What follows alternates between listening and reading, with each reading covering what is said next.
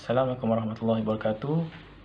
Baiklah, pada hari ini saya Harisuddin bin Ahmad Zaki ingin membentangkan kerja khusus PIMK 3193 Pengajian Akidah dan Fiqh mengenai mengaplikasikan kaedah fiqh yang dipelajari terhadap isu LGBT. Baiklah, pertama sekali kita pergi kepada apakah maksud LGBT. LGBT ialah lesbian, gay, transseksual, transgender atau nama singkatannya LGBT merujuk kepada golongan yang menghadapi kekeliruan identiti. Apakah maksudnya? Yang pertama kita lihat lesbian. Ia merujuk kepada wanita yang mempunyai tarikan seksual terhadap kaum sejenis, yakni wanita suka kepada wanita.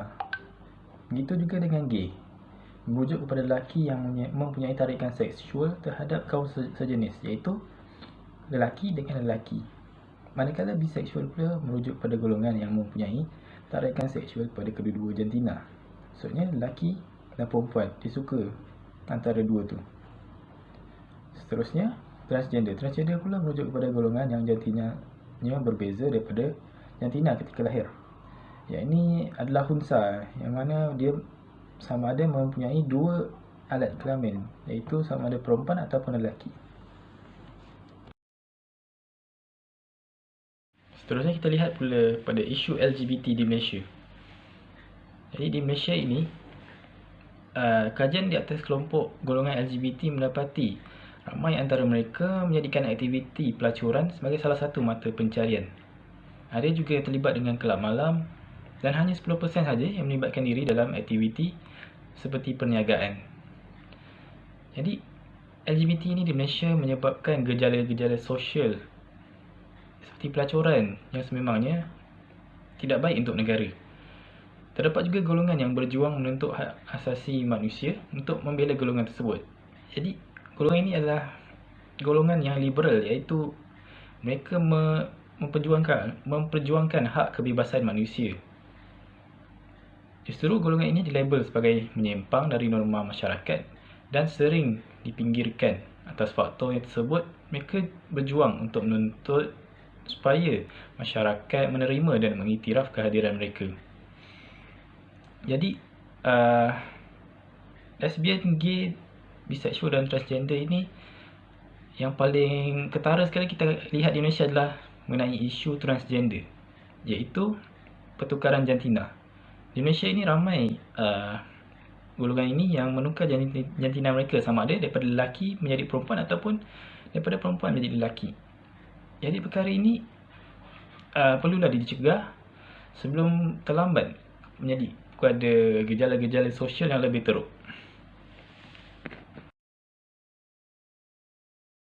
Baiklah, seterusnya kita lihat pula kepada kaedah fiqh. Apa itu kaedah fiqh? Kaedah fiqh ialah suatu ilmu yang berkaitan penjelasan tentang hukum-hukum yang umum. Ia merupakan kaedah yang telah disepakati oleh ulama'. Kaedah fiqh ini juga boleh ditakrifkan sebagai hukum syarak secara keseluruhan yang merangkumi pelbagai masalah hukum fiqh. Terdapat masalah yang timbul dalam kehidupan seharian manusia. Maka masalah-masalah ini diselesaikan dengan kaedah fiqh. Terdapat pelbagai kaedah fiqh yang telah diperkenalkan oleh para ulama' bagi menyelesaikan permasalahan-permasalahan baru yang timbul.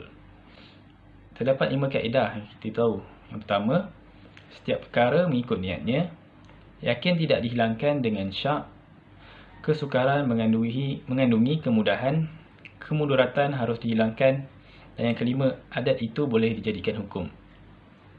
Hal ini dilakukan untuk memelihara kemaslahatan ummah kini.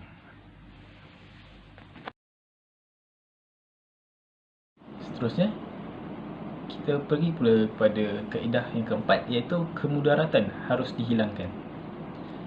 Kemudaratan dalam kaedah ini bermaksud suatu perkara yang menjadi kesukaran bagi mencapai kepentingan asasi manusia yang melibatkan agama, nyawa, keturunan, akal dan harta.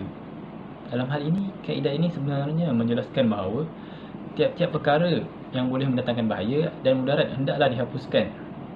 Kaedah ini adalah bersumberkan hadis Rasulullah SAW yang diriwayatkan oleh Bukhari dan Muslim, yang bermaksud Islam itu tidak boleh bahaya dan membahayakan. Jadi Islam mengharamkan segala tindakan yang boleh membawa kepada kemudaratan sama ada kepada diri, orang lain dan alam sekitar. Dalam masa yang sama, Islam melarang tindak balas kepada sesuatu tindakan daripada pihak lain yang boleh memberikan kemudaratan. Jadi apa-apa sahaja bentuk kemudaratan hendaklah dihilangkan. Itulah yang merujuk kepada kaedah 4, iaitu kemudaratan harus dihilangkan. Baiklah, seterusnya kita lihat kepada cara untuk mengaplikasikan kaedah fiqh ini.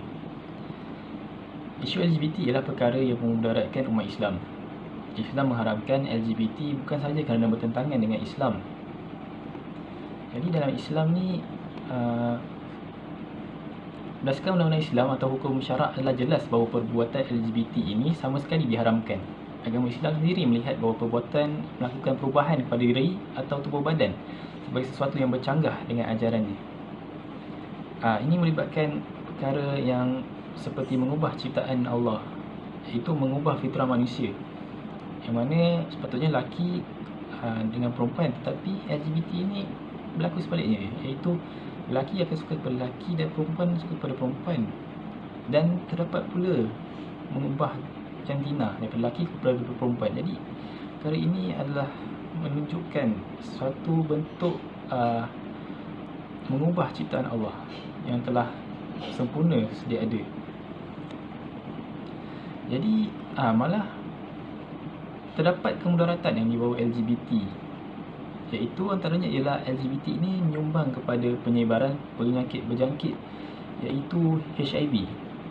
Jadi berdasarkan kajian yang dilakukan oleh Kementerian Kesihatan, golongan lesbian, gay, biseksual dan transgender adalah kumpulan tertinggi yang dijangkiti HIV, yang mewakili kira-kira 50% kes baru yang dilaporkan sepanjang 2017. Laporan ini juga mendedahkan jumlah berkenaan adalah 14 kali ganda lebih tinggi berbanding individu yang dijangkiti HIV akibat penyakit dadah, iaitu melalui perkongsian jarum suntikan. Jadi kita dapat lihat HIV ini lebih mudah tersebar dalam kalangan LGBT berbanding daripada orang yang menghisap dadah ataupun menagih dadah. Maksudnya kemudaratan itu lebih besar apabila kita melakukan LGBT. Jadi LGBT ini menyebabkan HIV ini tersebar melalui hubungan seks songsang, luar tabi'i dan sebagainya. Daripada situlah virus HIV ini akan tersebar. Virus HIV menyerang sistem imun, iaitu virus ini melemahkan keupayaan tubuh untuk melawan jangkitan dan penyakit. Virus ini menyerang manusia dan menyerang sistem immunity manusia. Jadi tubuh menjadi lemah dalam memerangi penyakit. Dalam arti kata lain, kehadiran virus ini dalam badan akan menyebabkan kekurangan sistem imun. Jadi badan akan lemah dan tidak boleh melawan penyakit lain. Jadi secara tidak langsung ini akan menyebabkan kesihatan kita terjejas. Dan yang paling teruk sekali ialah boleh menyebabkan kematian. Jadi jelaslah bahawa LGBT ini bukan saja bertentangan dengan Islam, malah mendatangkan kemudaratan yang jelas, iaitu penyakit HIV.